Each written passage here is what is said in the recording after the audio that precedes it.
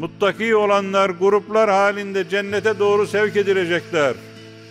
Hatta izâ câûhâ, cennete gelecekler. Ve futihat ebvâbuhâ, kapılar kendileri için açılacak. Ve kâle lehum hazenetuhâ, cennetin bekçisi melekler şöyle karşılayacaklar: selamun aleyküm, selam olsun size. Tıptüm, ne güzel yaşadınız, güzel yaşadınız siz.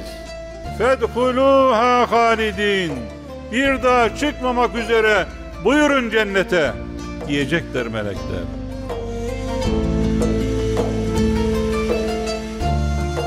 Muttakileri bekleyen akıbet konusunun anlatılacağı Burhan İşleyen'le Hacı Bayram Kürsüsü'nden Çarşamba 14'te Diyanet TV'de.